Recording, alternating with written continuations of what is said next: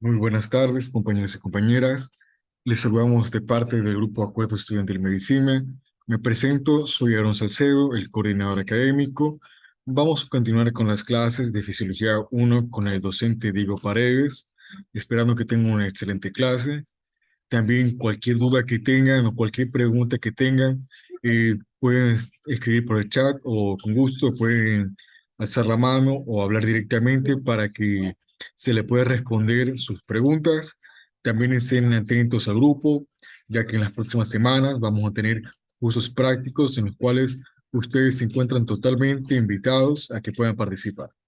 Ya habiendo dicho esto, tengo una excelente clase. Continúe, docente Diego. Muchas gracias. Bien, buenas tardes, chicos.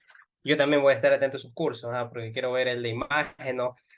Y creo que van a dar uno de semio también, ¿no? Entonces Sí, eso me interesa. BCMC, sí. Sí. Muchas gracias, más que nada, por la iniciativa. Bien, chicos. Hoy día hemos venido viendo, pues, la primera clase, vimos lo que es, todas estas clases están subidas al YouTube de acuerdo. La primera clase vimos lo que es potencial de membrana, potencial de acción, el tema más básico o más elemental de fisiología, puesto que toca el tema de la célula y la comunicación celular. De ahí vimos el tema de músculo esquelético, que ya nos da una aproximación a lo que podamos, a lo que vamos a estar viendo hoy día en músculo cardíaco, bueno, en realidad en corazón, porque no solamente vamos a ver cómo funciona el músculo cardíaco, sino en general cómo funciona el corazón, ¿ok? Porque aparte de ser un músculo y aparte de tener una función muy simple, como se suele decir, de bombear sangre, también tiene otras cosas mucho más complejas y mecanismos importantes por los cuales, por ejemplo, por qué el corazón, si tú lo sacas del cuerpo, por un tiempo este puede latir, o sea, sigue latiendo. Entonces, hay registros, pues, ¿no? De que sacas el corazón y este sigue latiendo por cierto pequeño grado de tiempo, ¿no? ¿Verdad? ¿Por qué? ¿Por qué después se para? ¿Y por qué no sigue latiendo para siempre? Así sea que lo saques del cuerpo. Eso es lo que vamos a estar revisando hoy día, ¿ok? Entonces, vamos a compartir. Bien, esta es la primera clase de corazón, porque el corazón es un tema bastante extenso, ¿ok? Y por eso, pues, hemos decidido dividirlo en dos clases. Así quedamos con Aaron. Entonces, hemos decidido dividirlo en dos clases, ¿ok? El tema inicial era dar corazón en una sola clase, pero creo que se hacía demasiado en una sola clase o iba a ir demasiado generalizado, entonces por eso decidimos hacerlo en dos clases. Y quién sabe, ¿no? Tal vez, no sé si vayan a en las siguientes vacaciones o a extender estos cursos, yo estoy presto para hablar de temas muy interesantes como dinámica vascular, ¿no? ¿Verdad? Lo que es hemodinámica. Entonces, bueno, vamos a empezar con corazón, nuestra penúltima clase por el momento. Entonces, vamos a darle, ¿no? ¿En qué orden vamos a estudiar el corazón? ¿Ok?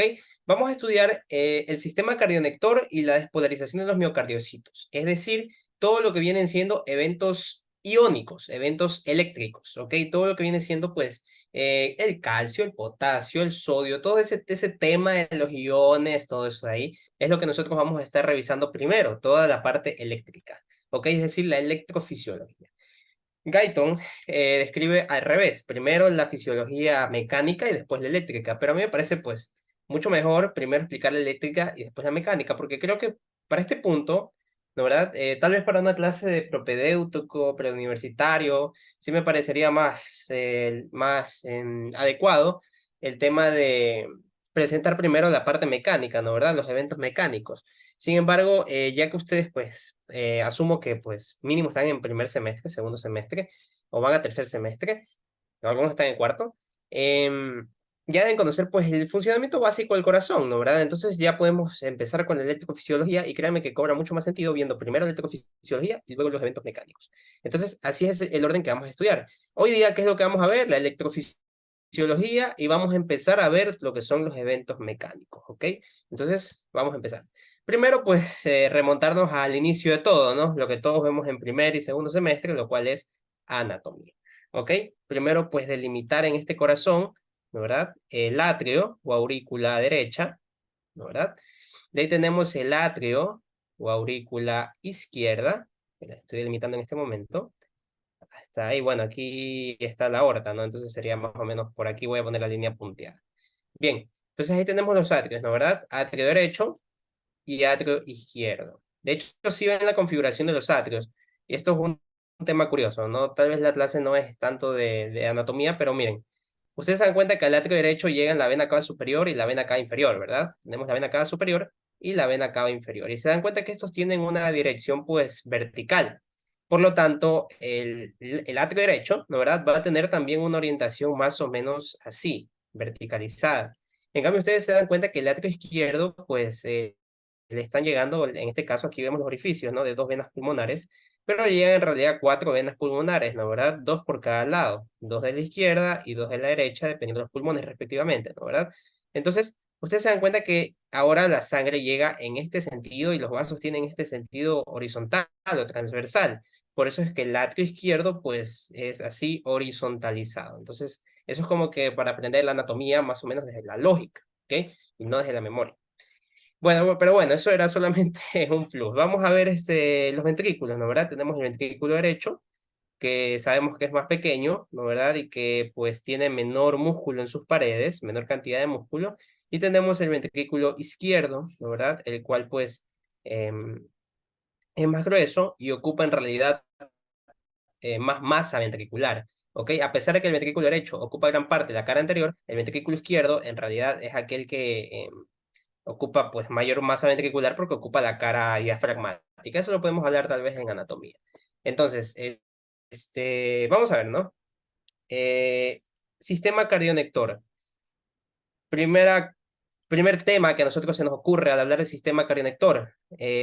Neuronas, ¿no? Neuronas. Eso es lo que piensa pues tal vez una persona que apenas está iniciando y dice, bueno, como están de color amarillo, como en el néter los muestran amarillos, a los nervios, entonces estas son neuronas, son nervios, ¿no? ¿Verdad? Pero no, estas fibras, ¿ok? Del sistema que componen el sistema cardionector corazón, no son fibras nerviosas, sino que son, es músculo, ¿ok? Es músculo, es directamente músculo, pero un músculo especializado, ¿ya? Entonces nosotros podemos llegar a la convención de que en el corazón tenemos dos tipos de músculos, ¿no? ¿Verdad? Un músculo que se encarga de la contracción, que son los miocardiocitos típicos, ¿verdad? De la contracción, y un músculo que se encarga de, en este caso, la conducción y generación del impulso cardíaco, sí, del impulso cardíaco. ¿Ok? Entonces tenemos esos dos grandes tipos de células o miocardiocitos, ¿no? ¿Verdad? Los que se encargan de la contracción y los que se encargan de la conducción. Los que nosotros vamos a estar hablando, pues, son los que se encargan de la conducción, es decir, estos de aquí, ¿ok?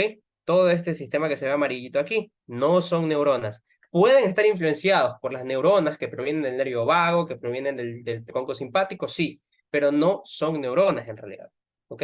Sino que, pues, son fibras musculares especializadas.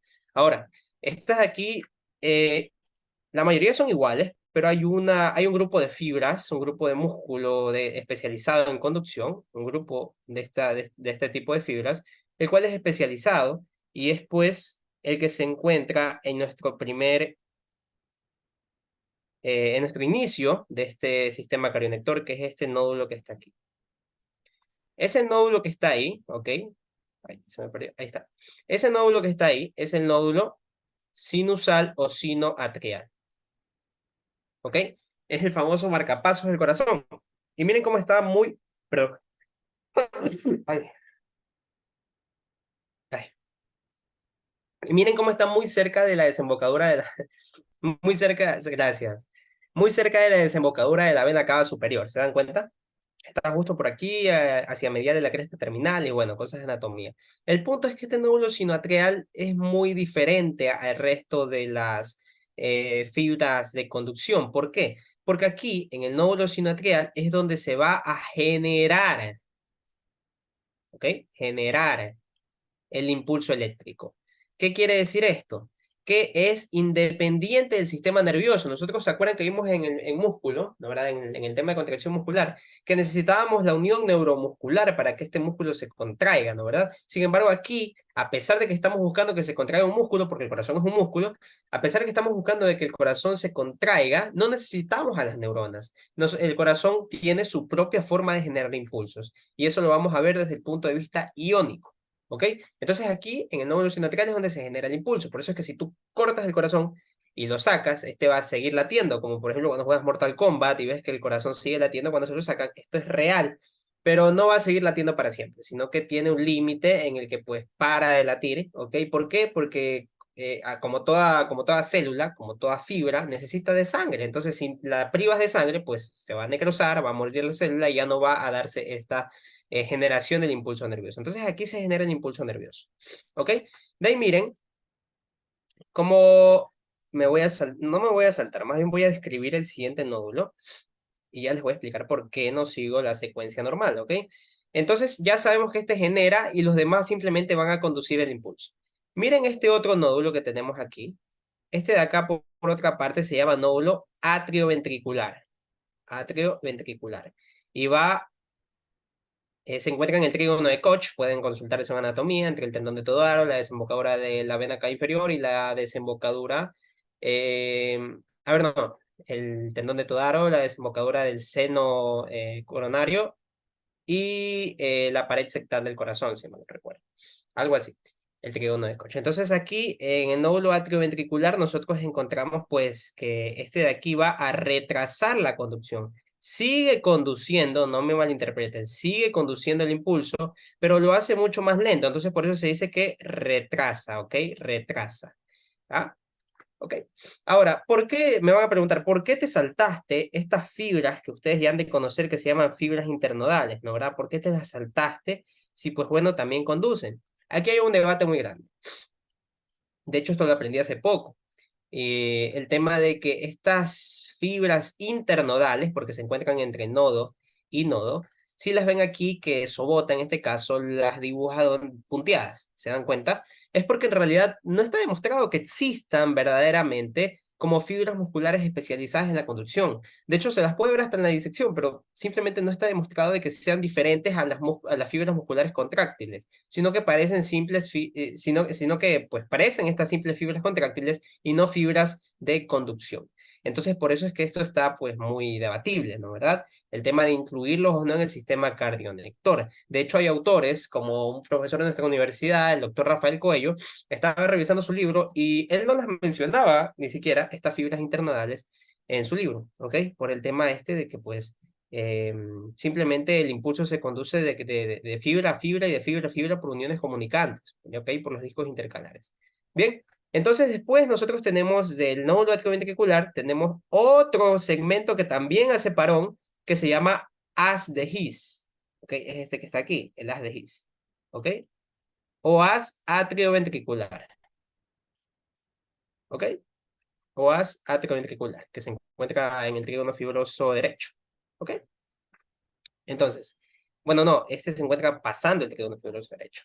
Entonces, de ahí nosotros tenemos pues que este haz de His, ¿okay? Una vez que ya también retrasa, tiene la misma función que aquí, también retrasa. Una vez que también retrasa, ahora sí viene el ramo, o la rama, perdón, la rama derecha del haz de His y la rama izquierda del haz de His. Cada una se va a los ventrículos y finalmente terminan dando estas fibras que vemos aquí, estas fibras, ¿sí ven? Que son las fibras pues subendocárdicas o las famosas fibras de Purkinje, ¿ok? Que pues ya la conducción de aquí, desde que se dividen sus dos ramas, ya es extremadamente rápida, ¿ok? Es sumamente rápida. Así pues es prácticamente cómo funciona la anatomía en general y la fisiología muy general de cómo se genera y cómo existen aquí estos retrasos, ¿no, verdad? Entonces ahora vamos a verlo de una manera más minuciosa. ¿Tienen alguna pregunta respecto a la anatomía? ¿Ok? Este tema de la anatomía de- de- del, del corazón, de esta parte electrofisiológica. Bien, creo que me he llevado 10 minutos explicando esto. No me parece mal tampoco, pero bueno, vamos. Sí, ojo aquí, ¿no? Que primero se está despolarizando el septo porque el impulso nervioso, pues si ustedes se dan cuenta y si han seguido la secuencia, empieza aquí, de ahí sigue por todas las aurículas hasta que llega acá al nódulo atrioventricular, y de ahí sigue por el haz de His, y de ahí el impulso sigue así, y de ahí se divide aquí en dos, uno hacia la izquierda, perdón, uno hacia la derecha y uno hacia la izquierda. ¿Ok? Entonces, primero se despolariza el septo interventricular y después se despolariza las bases ventriculares. ¿Ok? Bien. Ahora, ¿cómo entonces si no existen fibras, aquí tenemos por ejemplo el nódulo sinoatrial, y cómo es que si no existen fibras internodales verdaderas, y esto en realidad no existe, cómo es que pues se comunican entre sí las células para despolarizarse entre sí? Pues fácil, nosotros vimos pues que habían como que dos tipos de sinapsis, ustedes se acuerdan, sinapsis eléctrica y sinapsis química, y yo les dije que la sinapsis eléctrica pues se parece mucho a las uniones comunicantes que existen en el corazón, que son pues en este caso los discos intercalares. ¿Se dan cuenta aquí? Déjenme acercarlo un poquito, creo que lo vimos en la clase pasada también, que existen estas como estructuras, se dan cuenta, estas líneas, ¿ok? Entre miocardiocito y miocardiocito, las cuales son uniones comunicantes. ¿Eso qué quiere decir? Que si el nódulo sinoatrial, que me está generando el impulso, despolariza esta célula, ¿ok? Déjenme buscar otra que tenga disco, ¿ok? Despolariza, por ejemplo, este miocardiocito, mediante este disco intercalar, este miocardiocito despolariza el siguiente, y este de aquí, mediante otro disco intercalar que debería haber por ahí, supongamos que aquí uno despolariza la siguiente. ¿Ok? Entonces, y así sucesivamente. Así es la propagación del impulso nervioso. ¿Ok? Obviamente, en este caso que vemos que nace el nódulo sinoatrial. Es por eso que, pues, los ventrículos tienen mucha más potencia, porque aquí sí encontramos verdaderas ramas derecha e izquierda de las de His, las cuales van a despolarizar, pues, a más velocidad lo que viene siendo los ventrículos. ¿Ok? Ahora, ¿por qué todo esto que hemos visto es importante? Porque tiene función lógica acorde al ciclo cardíaco, que lo vamos a ver en la siguiente clase. Tiene función lógica acorde a lo que viene siendo el ciclo cardíaco. ¿Ok? Nos permite identificar la dirección que sigue el flujo eléctrico, y esto es importante para el electrocardiograma, por ejemplo, el tema de identificar la dirección que sigue el flujo eléctrico, porque si ustedes se dan cuenta, la despolarización está siguiendo todas estas direcciones que está señalando aquí Costanzo. Separa aquí un poquito, acá también separa un poco, y aquí empieza a seguir direcciones a diestra y siniestra. Tiene para acá, tiene para acá, tiene para abajo también, tiene un poquito más inclinado, tiene un poquito más inclinado, pero si ustedes se dan cuenta, ¿quién tiene más masa ventricular? El ventrículo izquierdo, ¿no? ¿Verdad? Entonces, acuérdense ustedes que en la física, en el colegio, nosotros teníamos vectores, ¿no? ¿Verdad? Vectores que eran verticales, horizontales y oblicuos. Y estos de aquí se podían sumar. Y una vez que nosotros hacemos toda la suma, el vector resultante va a ser más o menos así, apuntando hacia abajo y hacia la izquierda. ¿Por qué? Porque ¿quién se lleva mayor despolarización? El ventrículo izquierdo. Fácil, ¿no? ¿Verdad? No es difícil de pensarlo. Entonces, esto es por el tema de que les digo que el impulso va hacia todos lados, pero siempre debemos tener un promedio. Y la dirección que sigue el flujo eléctrico es esa. Por eso es la importancia de entender esto para el tema del eje eléctrico en el electrocardiograma. ¿Ok? Perfecto. Y bueno, las fibras auriculares no pueden propagar estímulos a las fibras ventriculares. Esto es muy importante. ¿Ok? ¿Por qué? Porque chicos, hagamos el análisis. Las aurículas tienen que contraerse primero que los ventrículos. No pueden contraerse los dos al mismo tiempo. ¿Por qué? Hay muchas razones. La más lógica es porque tiene que seguir el ciclo cardíaco. ¿Qué quiere decir? Que primero se deben contraer las aurículas porque la sangre que llega, ¿ok? La sangre que llega, ¿ok? La sangre que llega por las venas cavas superior e inferior hacia la aurícula tiene que llegar ahora a el ventrículo derecho, en este caso, ¿no? ¿Verdad? O la sangre que llega a la aurícula izquierda tiene que llegar al ventrículo izquierdo. Entonces, imagínense ustedes que se contrae este de aquí, como normalmente lo hace, y pues se vacía en el ventrículo, ¿no? ¿Verdad? Aunque ya vamos a ver que en realidad funciona de una manera un poquito distinta. Pero bueno, imagínense que se contrae entonces tanto la aurícula como el ventrículo al mismo tiempo. ¿No les parece que la aurícula, al contraerse, ¿no? ¿Verdad? Y si se contrae el ventrículo al mismo tiempo, no va a tener el suficiente espacio el ventrículo para abarcar toda la sangre que le quiere dar la aurícula? ¿Mm? No va a tener toda la sangre, no va a poder captarla. ¿Y qué va a empezar a ver? Un reflujo de sangre, porque el ventrículo le dice, bueno, yo disminuí mi volumen y estoy muy lleno como para que tú me estés dando más sangre. Entonces, por eso primero se contraen las aurículas o atrios y después se contraen los ventrículos. ¿Cómo se logra esto, Diego? Si nosotros venimos hablando de que tenemos un sistema de conducción especializado en el corazón, el cual pues hace que todo se contraiga. Sí, pero no todo se contrae al mismo tiempo. ¿Te acuerdas del parón que hablamos aquí, del nódulo atrioventricular, este retraso del que tanto te insistí? Es por eso. primero se contraen las aurículas y después los ventrículos. ¿Ok? Y Diego, pero ¿cómo se controla entonces la propagación? Sí, porque si yo tengo a un nódulo aquí, y supongamos que sea indiferentemente cualquiera, ¿no? ¿Verdad? El nódulo sinoatrial, el nódulo atrioventricular, inmediatamente va a propagar el estímulo a las fibras adyacentes. Esto quiere decir, pues, que tal vez el haz de His propaga el estímulo a las fibras adyacentes y se crea un desmadre por aquí. No. ¿Sabes por qué? Porque así como nosotros tenemos esqueleto, el corazón también tiene su propio esqueleto y es ese que estamos viendo aquí. Todo lo que es el esqueleto fibroso del corazón, ¿ok? Mira cómo las valvas, ¿ok? Prácticamente están ancladas aquí también, todo lo que son las valvas atrioventriculares. Mira también las valvas aórticas y pulmonares. Y mira, por aquí más o menos estaría el nódulo atrioventricular, ¿ok? Entonces fíjate cómo está en un trígono fibroso, y este trígono fibroso, pues imagínense lo que es como un plástico, ¿ok? Yo les pregunto, oye, yo estoy hablo y hablo, y si se me está escuchando bien, disculpen, porque, Sí, sí se escucha perfecto. ok, listo, yo estoy hablo y hablo. Bueno, el tema es que se dan cuenta que al encontrarse en una porción fibrosa, en una porción llena de tejido conectivo, ustedes se dan cuenta que es como funciona como un plástico, como un aislante, ¿ok? Hace que pues no tenga contacto con otras fibras musculares y pues no tenga la potestad de despolarizar otras fibras musculares, sino que ahí simplemente se conduce el estímulo en la parte del sistema carionector, ¿ok? Entonces es por eso, por el anillo perdón, por el sistema lleno de, por el esqueleto cardíaco en general. ¿Ok? ¿Tienen alguna pregunta hasta ahí?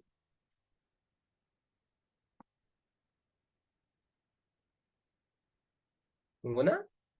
Me preguntaba respecto que qué sucedería si en algún punto de los nódulos existiría algún tipo de retraso o de aceleración en Ok, el impulso eléctrico. ajá. Sí, claro, eso depende, de hecho, ¿sabes? Hay que recordar que estos nódulos, en realidad, les llega sangre, ¿ok? Y como todo tejido tiene que nutrirse, y como tú dices, si llega a haber un infarto, si llega a haber, pues simplemente una obstrucción en las arterias del corazón, en las arterias coronarias, en cualquiera de las arterias que irrigan al corazón, pues también se van a ver afectadas estas células. Y es donde viene lo que tú dices. Imagínate que, por ejemplo, estamos hablando de que se ocluye la arteria coronaria derecha, que es la que se encarga en realidad de nutrir a este nódulo sinoatrial. Entonces, ¿qué es lo que va a pasar? Ya no se van a generar impulsos en el nódulo sinoatrial para empezar la contracción del corazón, sino que va a empezar en otros lugares. ¿Ok? Y eso le llamamos marcapasos ectópicos. O, por ejemplo, en otro caso, si llega a estar afectado el nódulo atrioventricular, pues ya se hace un completo caos el tema de la contracción. ¿Por qué? Porque no va a existir un parón, sino que la conducción se va a ir por otro lado. ¿Ok? Entonces va a haber ya los temas de fibrilaciones atriales, el tema de taquicardias supraventriculares, todo ese tema que se basa en las alteraciones principalmente de este sistema carionector. ¿Está bien?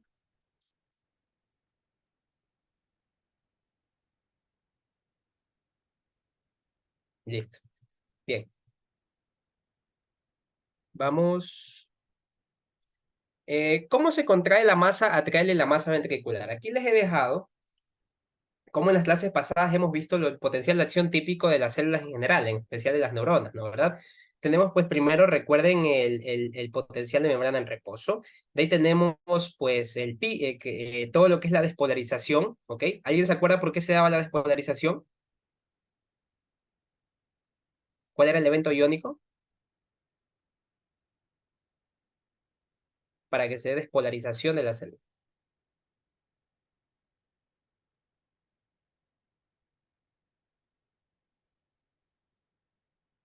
¿Qué pasaba para que las células se despolaricen? ¿Ahí? Bueno, para que la célula se despolarice, recordemos que tenía que entrar sodio a la célula. Chicos, yo no muerdo, entonces ustedes pueden hablar, no importa si se equivocan, no hay ningún problema. ¿Ok? Em, el tema es que entra sodio a la célula, ¿ok? Entra sodio a chorro, como a mí me gusta decir, ¿ok? Entra muchísimo sodio a la célula, hasta que ya no puede entrar más, llega un pico y de ahí se repolariza mediante la salida de potasio. Eso es prácticamente el potencial de acción muy resumido, ¿no? ¿Verdad? Tenemos toda una clase de eso. El tema es que mira la diferencia entre el potencial de acción, ¿ok? Entre el potencial de acción de una fibra, bueno, de una neurona o de una cualquier otra fibra, y mira la diferencia del potencial de acción cardíaco, ¿te das cuenta? Tienen distintas formas, ¿no? ¿Verdad? Recordemos que el eje de las X es el tiempo y el eje de las Y es el potencial de membrana, ¿ok? Entonces el voltaje prácticamente en milivoltios. Entonces fíjate cómo empezamos con un voltaje, ¿no? ¿Verdad? De menos 90 milivoltios más o menos, ¿ok? Ese es el potencial de membrana en reposo. Y mira pues cómo empieza, miren aquí tenemos medio extracelular o líquido extracelular y medio intracelular o líquido intracelular. Entonces aquí Costanzo nos va indicando qué es lo que está pasando en todos estos procesos. El primer paso es prácticamente igual a cualquier potencial de acción. El sodio entra del medio extracelular al medio intracelular, como podemos ver aquí. Ingresa, ¿no? ¿Verdad? Ingresa. ¿Ok? Entonces eso es lo que hace que se despolarice la célula, ya por lo que ya hablamos en clases pasadas. Y llega un pico en el que los canales de sodio pues ya simplemente no dan para más y finalmente pues terminan opacados, ¿no? ¿Verdad? Terminan cerrados, de hecho. De ahí tenemos el siguiente evento, ¿ok? Que es este de aquí. ¿Qué es lo que pasaba acá? Acá pues aumentaba el sodio intracelular, ¿no? ¿Verdad? Acá ya no había más sodio para entrar, se cerraban las compuertas, ¿ok? Y acá pues lo que pasaba ya era que el potasio salía de la célula, se iba, ¿no? ¿Verdad? Entonces, miren cómo el potencial de acción aquí, sí, el potasio, como pueden ver, sale de la célula, como normalmente lo haría en cualquier otra célula, pero aquí entra otro ion y por eso el calcio es tan importante, chicos, en todo el tema de los exámenes de sangre, ¿no? ¿Verdad? Para evaluar. Entonces, miren, el calcio, en este caso, es solo en el corazón, miren cómo ingresa de manera masiva al medio intracelular. Y yo les pregunto, miren, el sodio es un ion, es un catión, ¿ok? Porque tiene carga positiva. El potasio también es un catión y el calcio también es un catión. ¿Se dan cuenta que los tres tienen carga positiva? Entonces, si sale potasio y entra calcio, al ser ambos iones positivos, supongamos que entra uno de la célula y sale uno de la célula. Entonces, no se va a ver afectado, por así decirlo, el voltaje. ¿Por qué? Porque sigue habiendo la misma cantidad de iones positivos en la célula. Es como cuando mandan a reemplazar, por ejemplo, no, en los trabajos, cuando no va la persona que tiene el contrato, pero pues manda un reemplazo. Entonces, así, el sodio sale de la célula, pero a cambio recibe calcio. ¿Ok? Calcio. Entonces, al final, lo que importa es que no está alterando la carga. Por eso es que se mantiene aquí prácticamente horizontal, ¿se dan cuenta? Ahora, esta bajadita de aquí, ¿por qué se da? Porque primero se da una salida de sodio y después empieza a ver la entrada de calcio. Entonces es por eso que se da esa pequeña bajadita hasta este punto, ¿no? ¿Verdad? Miren cómo aquí ya va disminuyendo la entrada de calcio y va aumentando la entrada de sodio, por eso es que va, perdón, la entrada de calcio va disminuyendo la entrada de calcio y va aumentando la salida de potasio. Por eso es que miren cómo hasta este punto ya está bajando poco a poco, ¿se dan cuenta? Aquí tenemos pues la gráfica, ¿no? ¿Verdad? Ahora, finalmente estos canales de calcio se cierran y ya simplemente se da una salida de potasio, ¿ok?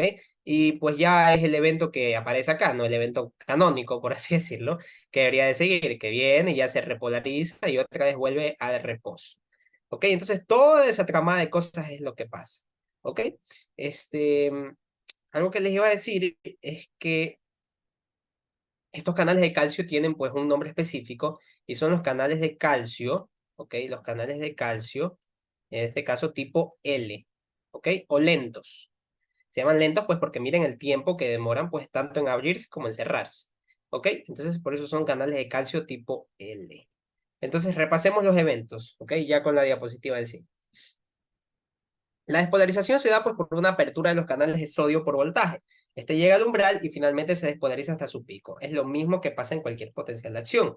De ahí viene el pico pues, que se da por los cierres de canales de sodio, lo mismo que pasa en cualquier potencial de acción. Y de ahí viene la meseta, esta parte en la que pues, se horizontaliza y se mantiene en voltaje constante, se llama meseta. ¿Ok? Recuerden que hablamos de eso en la primera clase y que les dije que se les iba a explicar hoy día. Bueno, así se forma la meseta, ¿ok? Que la encontramos en el corazón.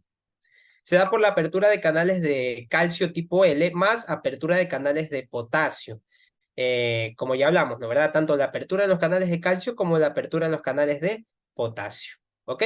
Lo cual hace un flujo neto, como les dije, un flujo neto de carga. Entra un ion positivo y sale un ion positivo. Al final a la célula le da igual. ¿Ok?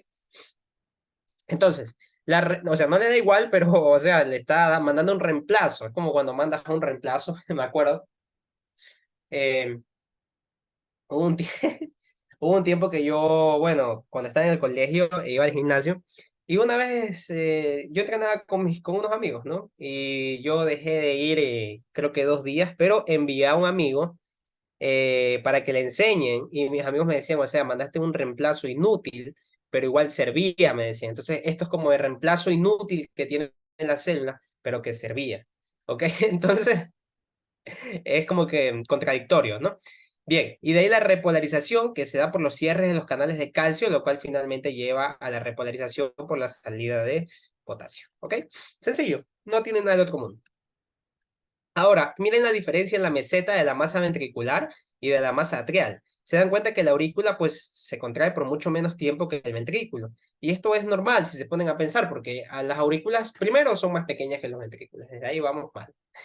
Desde ahí vamos mal, ¿no? ¿Verdad? De que las aurículas son más pequeñas que los ventrículos. Entonces, obviamente, no van a soportar, por así decirlo, no soportaron todo el tema de mantenerse más tiempo en la meseta, ¿no? ¿Verdad? Entonces, es por eso, ¿ok?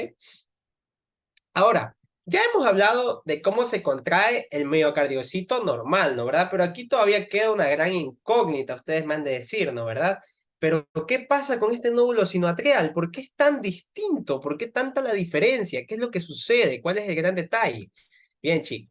El gran detalle es que esto de aquí se da para todas las células miocardiales, para todos los miocardiocitos en general, excepto los del nódulo sinoatrial. Miren cómo se despolariza el nódulo sinoatrial. Aquí tenemos la comparativa que hace Guyton entre la despolarización de una fibra del músculo ventricular con su respectiva meseta y la despolarización del nódulo sinoatrial. Si ven que son muy distintas las gráficas.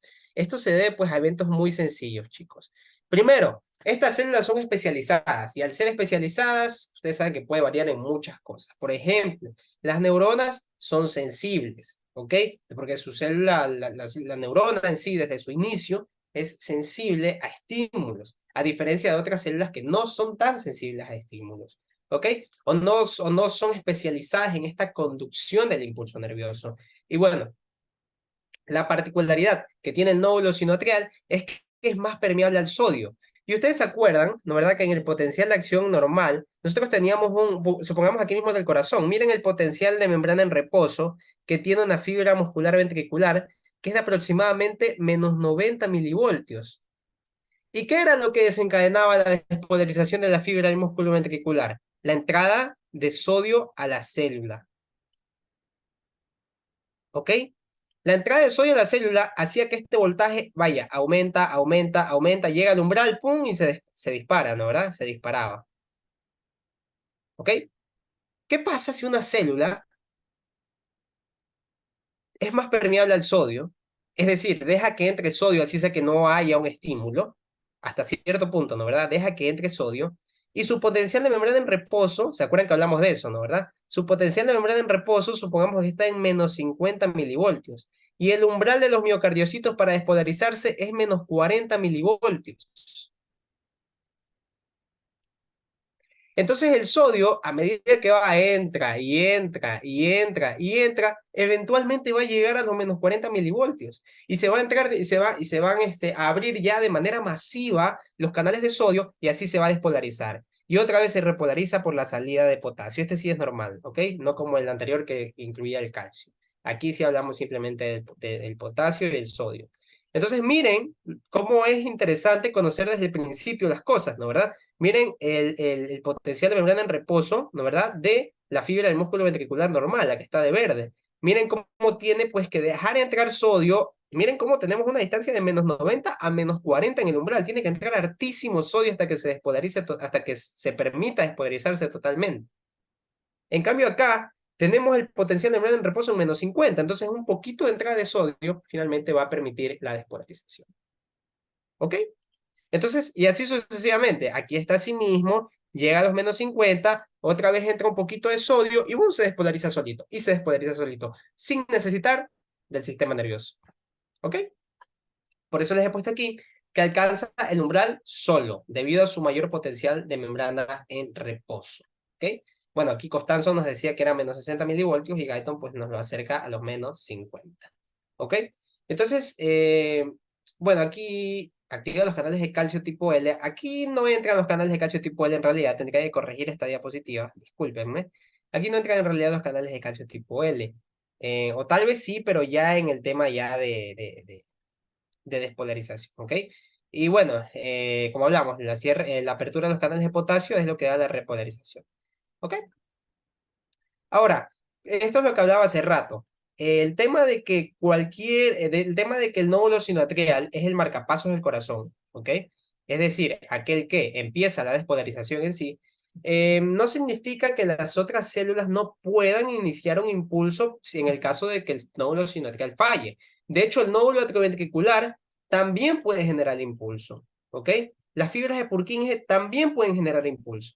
Entonces digo, ¿por qué el nódulo sinoatrial es el preferido? Fácil, porque es el que lo hace mejor. Ustedes saben que siempre, lamentablemente, así es el mundo, ¿no? ¿Verdad? El que lo hace, el que lo hace más rápido y el que lo hace mejor es el que va a ganar. Entonces el nódulo sinoatrial se adelanta a toditos y él empieza su despolarización a su ritmo. Por eso es que nosotros hablamos de un ritmo sinusal. El estímulo empieza en el nódulo sinoatrial. Sin embargo, cuando este falla por una falta de irrigación, isquemia, lesión, necrosis, lo que sea, viene y pues el corazón no se va a quedar de brazos cruzados porque tiene que bombearse y el estímulo empieza en el nódulo atrioventricular. Pero ya no se va a conducir el estímulo como antes, sino que de aquí va a empezar el estímulo y va a dar estímulo para acá, estímulo para acá, estímulo para acá, estímulo para acá, estímulo para acá, al mismo tiempo. Y todo eso es un complot de cosas que hacen finalmente que el corazón no se contraiga como debería. ¿Ok? Sencillo. Eso se llama marcapasos ectópicos. Hasta las fibras de Purkinje pueden hacer eso. De hecho, las fibras de Purkinje ya son el último esfuerzo del corazón por no dejar de contraerse. ¿Ok? Bien. Ahora, tiempo de despolarización, y esto es importante para el electrocardiograma, chicos. Hablar del tiempo de despolarización, el tiempo en que pues, se despolariza la masa ventricular. ¿Por qué? Porque en el electrocardiograma nosotros vemos, así mismo como vemos acá en el potencial de acción, vemos en el eje vertical, en el eje de las Y, vemos voltaje, y en el eje horizontal vemos lo que viene siendo tiempo. Entonces va por ahí mismo. Y por eso el tiempo que se demora en la despolarización, tanto desde los nódulos desde el nódulo sinoatrial hasta el nódulo atrioventricular y desde ahí en adelante, es importantísimo. Por eso, primero debemos diferenciar la despolarización de la contracción, chicos. Despolarización es una cosa y contracción es otra cosa. Despolarización significa los eventos iónicos y la contracción significa los eventos mecánicos, como las fibras pues se interponen entre sí los filamentos de actina y miosina para poder contraerse, ¿no? ¿Verdad? Primero tenemos que del nódulo sinoatrial al nódulo atrioventricular se demora 0,03 segundos, o sea, es rapidísimo, ¿ok? Lo que quiero decir es que, por ejemplo, aquí tenemos el nódulo sinoatrial y, bueno, aquí tenemos las fibras internodales que ya les dije que son muy debatidas, ¿verdad? Y de aquí a acá se está demorando apenas 0,03 segundos, ¿ya? Y de ahí miren cómo en el nódulo atrioventricular existe un parón, un stop de 0,09 segundos. Es decir, solo aquí se demora 0,09 segundos. Y si nosotros sumamos ambos, vamos a tener 0,12. Por eso es que aquí yo les pongo acumula 0,12. Bien. De ahí tenemos que del nódulo atrioventricular al haz de His se demora 0,04 segundos más. ¿Se dan cuenta? Es demasiado. Entonces aquí, en todo este tiempo, se demora 0,04 segundos. Y ya si sumamos todos estos de aquí, son 0,16 segundos. ¿Se dan cuenta? Y bueno, tal vez no me entenderían ahorita, pero si están enterados, esos 0,16 segundos, de hecho, el intervalo PQ va de 0,5, de 0,15 a 0,20 segundos. Ahí está.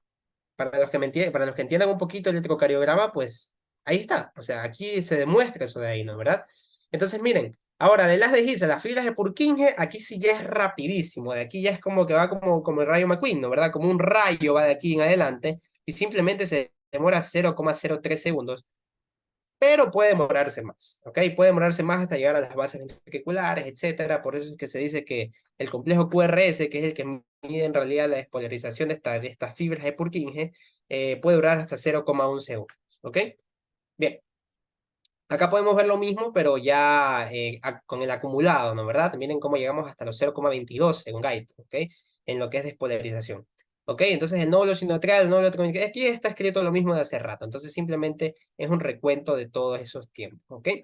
Ahora, el estímulo simpático y el estímulo parasimpático. Les dije que no necesitaba el corazón del sistema nervioso para contraerse, pero eso no significa que no pueda ser influenciado por este también. O sea, no inicia el estímulo, pero sí es influenciado para hacerlo o más rápido o más lento. Miren normalmente cómo es el estímulo. ¿Se dan cuenta? Se demora su tiempito, es un poquito lento, pero bueno. Ahora, miren en el tema de la estimulación simpática. Sabemos que el sistema nervioso simpático nos prepara para la acción. Entonces, miren cómo aquí aumenta, se dan cuenta, la frecuencia cardíaca, se dan cuenta, porque cada uno pues es prácticamente un latido. Y acá miren, pues, cómo la estimulación parasimpática hace que el corazón lata más despacio. ¿Ok? Ahora sí, terminamos los eventos eléctricos. ¿Tienen alguna pregunta para empezar a hablar de eventos mecánicos y ya en un ratito despedir? ¿Ok? Para empezar a hablar mañana ya más a profundidad. Recuerden que pueden tomar una fotito y etiquetar, ¿no? Etiquetarme y etiquetar acuerdos, ¿no? ¿Verdad? Para poder, pues, llegar a más personas y que más personas pues, puedan ver las clases grabadas y se sumen. ¿Ok? ¿Tienen alguna pregunta?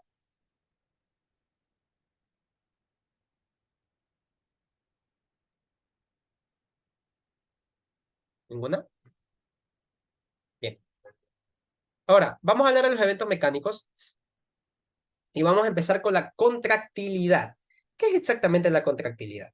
La contractilidad también es llamada inotropismo, ¿ok? Es la capacidad que tiene el corazón de desarrollar fuerza a una longitud concreta, ¿ok? ¿Qué quiere decir esto? Que si aumenta el inotropismo, va a aumentar la fuerza con la que el corazón se está contrayendo. Y si disminuye el inotropismo, va a disminuir la fuerza con la que el corazón se está contrayendo. Quiero que lo vean de la siguiente forma. ¿Ok? Em, supongamos que en una obra, ¿no, verdad? Ponemos a trabajar a 100 personas. ¿Ok? A 100 personas. En un salón, ¿ok? Que tiene cierto tamaño en el que las 100 personas pues, pueden trabajar normalmente. Supongamos que este es el corazón normal. ¿Ok? Estable, a la frecuencia cardíaca normal, ¿ok? Su contractibilidad está normal, el inotropismo está normal, no está ni aumentado ni disminuido, ¿ok? ¿Qué pasa en un corazón en el que existe una hipertrofia? Hay más gente trabajando, suponiendo que la gente son miocardiocitos, porque una hipertrofia se basa en el aumento del tamaño de las células, ¿no? ¿Verdad? Tal vez el ejemplo que estoy dando es más para una hiperplasia, pero bueno, se entiende la analogía. El tema es que si tú pones a trabajar más gente, al final vas a ser más productivo, vas a tener más fuerza, ¿ok? Pero ¿se acuerdan que les dije que estábamos en un cuarto en el que, pues, en el corazón normal, la gente trabajaba cómoda, normal, pero si ya se llena de gente, las personas se van a sentir incómodas, se van a sentir apretadas, con mucha gente a su alrededor. Y eso es lo que pasa, pues, en realidad en la hipertrofia cardíaca. No llega la suficiente sangre, porque el volumen cardíaco se reduce, ¿ok? Y todo lo contrario es el inotropismo negativo. Porque si tú pones a menos personas a trabajar, lamentablemente va a ser insuficiente. ¿Ok? Es más, lo curioso es que si pones a trabajar a más gente en ese espacio tan pequeño o pones a trabajar a menos gente, al final ambos van a ser insuficientes. Y así funciona en realidad la insuficiencia cardíaca. ¿Ok? Entonces, este inotropismo puede ser modificado por distintos factores que están muy inmersos con el tema del flujo de calcio. Ya vimos por qué el calcio es tan importante en la contracción de los ventrículos. Entonces, ¿quiénes en realidad son los que juegan con el calcio, chicos? El sistema nervioso autónomo y la frecuencia cardíaca. Nos vamos a centrar más en el tema del sistema nervioso autónomo porque el tema de la frecuencia cardíaca, bueno, importa, pero lo vamos a mencionar nada más. Primero, la modificación por el sistema nervioso autónomo se da por el sistema nervioso simpático, que da un efecto inotrópico positivo, es decir, aumenta la contractilidad, y el sistema nervioso parasimpático que da un efecto inotrópico negativo, es decir, disminuye la contractilidad. Ojo, con decir que tiene un efecto inotrópico positivo no estoy diciendo que inmediatamente va a dar una hipertrofia, porque el tema de la hipertrofia es una adaptación celular. Estoy diciendo pues que los filamentos van a superponerse, ¿ok? Más de lo que se superpondrían normalmente. ¿Ok? El efecto simpático, aquí podemos ver, ¿no? ¿Verdad? Se da por un aumento de tensión en la superposición de los filamentos, como les vengo diciendo, y una velocidad de relajación aumentada. ¿Qué es lo que pasa en el efecto simpático? Las catecolaminas son neurotransmisores, ¿ok? Actúan sobre los son un grupo de neurotransmisores, actúan sobre los receptores beta 1 y los fosforilan. Ustedes en bioquímica van a ver todo lo que es fosforilación, es todo un problema. El tema de la cascada de la fosforilación, todo eso, bueno. El punto es que actúa sobre los receptores beta 1, ¿ok? Las catecolaminas actúan sobre los receptores beta 1, los cuales fosforilan dos proteínas. En este caso, los canales de calcio y el fosfolambano. Los canales de calcio son estos que están aquí. Entonces, al fosforilarlos, los abren y permite que entre más calcio a la célula. ¿Ustedes se acuerdan? ¿Ustedes se acuerdan qué pasaba con el calcio en la contracción muscular? El calcio era el que desnudaba, ¿no verdad?, al filamento de actina para que se pueda unir a la miosina. Y mientras más calcio hay, mayor va a ser la contracción. Entonces, por eso es que aumenta el inotropismo, el sistema nervioso simpático, fosforilando los canales de calcio para que ingrese más calcio, mediante los receptores beta 1, ¿ah? Beta 1. Mientras que el fosfolambano aumenta el almacenamiento de calcio. ¿Por qué? Diego, pero si tú me estás diciendo que entra más calcio para contraerse, sí, pero una vez que cesa la contracción, ese calcio se tiene que devolver, ¿no te parece? Entonces lo que hace es que se devuelva más calcio, ¿ok? Y que no se desperdicie ni se vaya por estos canales iónicos, sino que directamente se devuelva a retículo sarcoplasmático. ¿Para qué? Para volver a usarlo para una siguiente contracción y hacerla más potente aún. ¿Ok? Fácil. De ahí tenemos el efecto inotrópico negativo por parte del sistema nervioso parasimpático, que va a disminuir la tensión, es decir, la superposición de los filamentos, y la acetilcolina actúa sobre los receptores muscarínicos, en este caso de acetilcolina, y reduce la corriente de calcio durante la meseta. ¿Cómo hace esto? Fácil. Son diferentes. Hace rato, bueno, perdón, la clase pasada vimos que yo les expliqué que la acetilcolina en realidad era la que estimulaba, la que hacía que se contraiga el músculo esquelético. En el corazón es algo distinto porque el músculo cardíaco pues es distinto simplemente. Aquí estamos hablando del sistema nervioso autónomo, ahí estábamos hablando del sistema nervioso somático. Por eso es que la acetilcolina, en este caso, es parte del efecto parasimpático. ¿Ok? Y reduce la entrada de calcio y pues prácticamente si hay menos calcio, hay menos contractibilidad. Por eso les digo que el calcio es el más importante aquí. ¿Ok? Ahora miren el efecto de la frecuencia cardíaca que tenemos, pues que si aumenta la frecuencia cardíaca, se da un efecto inotrópico positivo. Y si disminuye la frecuencia cardíaca, hablamos de un efecto inotrópico negativo. ¿Ok? Aquí vemos estos efectos que ustedes los pueden estudiar. No son muy importantes en realidad, solamente los menciono, el efecto de escalera positivo y la potenciación post-extrasistólica que tiene que ver con el efecto inotrópico positivo, ambos. ¿Ok? Y bueno chicos, esa ha sido la clase del día de hoy. El día de mañana, miren, aquí ya tenemos pues preparado todo lo que es eh, el tema de ciclo cardíaco, ¿ok? Para poder explicarlo. Y bueno, en esto sí se nos va a ir un poquito de tiempo. Y nada, terminaríamos con el tema de corazón el día de mañana.